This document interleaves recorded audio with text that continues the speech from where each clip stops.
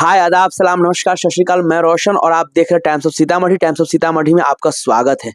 जी हाँ, आज एएमआईएम के लिए, एएमआईएम के चाहने वालों के लिए दो बड़ी खुशखबरी है। दो बड़ी खुशखबरी है जहां बिहार में तिरहुत उपचुनाव में नंबर 1 पोजीशन बनाए हुए है एहतशामुल हसन रहमानी साहब। तो वहीं दूसरी ओर एएमआईएम ने दिल्ली में चुनाव की बिगुल फूंक दिए है। जी हाँ, मैं इसी पे विस्तार से बात करने वाला हूं। प्लीज आप लोग इस वीडियो को शुरू से अंत तक देखिए। अगर इस चैनल पे नए हैं तो प्लीज इस चैनल को सब्सक्राइब कर लीजिए, लाइक कर दीजिए, जितना हो सके इस वीडियो को शेयर कीजिएगा।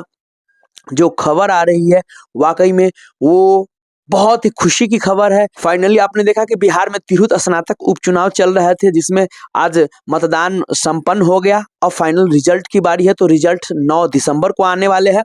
इस तिरहुत उपचुनाव में जहां 4 जिला आती है, मुजफ्फरपुर, सीतामढ़ी, वैशाली, शिवहर, कहा जा रहा है कि 47% का वोटिंग हुआ है, मतदान हुआ है। और उसमें जो हमें मतलब जो रिपोर्ट्स आ रही है फिलहाल, जो लोगों का कहना है वाकई में वो चौंकाने वाली बात है।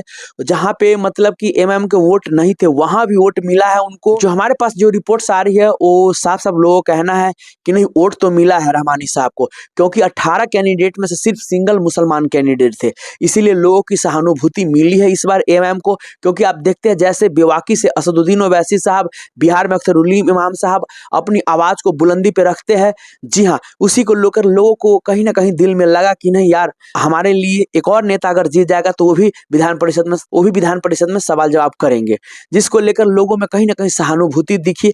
अब तो ये देखना ये है कि 9 दिसंबर को ये विशेष आप लोगों से यही रिक्वेस्ट है कि प्लीज आप लोग दुआ कीजिए रहमानी साहब के लिए कि एमएम की जीत हो। जी हाँ, यहाँ पे फिर दूसरी तरफ खुशखबरी है।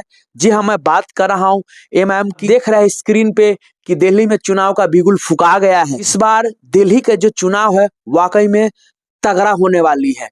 बात ये भी चल रहा है कि अगर केजरीवाल गठबंधन करेंगे तो बेहतर है और अच्छी बात है, अगर नहीं करेंगे तो जहां पे मुस्लिम वोटर्स ज्यादा है वहां पे एमआईएम अपना कैंडिडेट देगी। और आप देख रहे हैं चुनाव का बिगुल एमआईएम के जो कार्यकर्ता लोग हैं वो फूंक चुके हैं। इतनी उन लोगों में हौसला है और ये लोग आज से काम नहीं कर रहे हैं।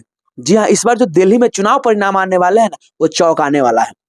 ये लोग आज कंटिन्यू 1.5 साल से दिल्ली में काम कर रहे हैं, जमीनी स्तर पे, हर बूथ लेवल पे, प्लस हर विधानसभा में, जहां पे मुस्लिम वोटर्स की संख्या ज्यादा है।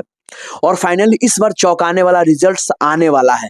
इसीलिए इन लोगों में इतना हौसला है, इतना इन लोगों में जज्बा, हौसला इतना मतलब बुलंद है। आप देख रहे हैं इनके चेहरे की खुशी बता रही है, चेहरे की हंसी बता रही है। वाकई में दिल्ली में एमएम कमाल करने वाली, क्योंकि साफ साफ एमएम के जो राष्ट्रीय अध्यक्ष साहब है असदुद्दीन ओवैसी साहब ने साफ कहा है कि अब हम कहीं रुकने वाले नहीं है, हर स्टेट में चुनाव लड़ेंगे। जब से हरियाणा का जो परिणाम आया, उसके बाद जम्मू कश्मीर का जो नाम आया, उसके बाद बोला कि भैया हरियाणा में तो हम नहीं लड़े थे, लेकिन क्या हुआ। इसीलिए ओवैसी साहब ने कहा कि अब हम कहीं नहीं बैठने वाले हैं, अब हमारी पार्टी जो एएमएम है वो हर जगह चुनाव लड़ेगी। विशेष आने वाले वक्त में ही पता चलेगा कि दिल्ली में कितने सीट पे चुनाव लड़ेगी। लेकिन जो दिल्ली में एएमएम के जो कार्यकर्ता है उनका हौसला एकदम बुलंद है, रियली वाकई में। और ऐसे ही रहा तो कंटिन्यू, क्योंकि मैं आपको बता दूं कि मार्च से फरवरी में दिल्ली में चुनाव होने वाले हैं।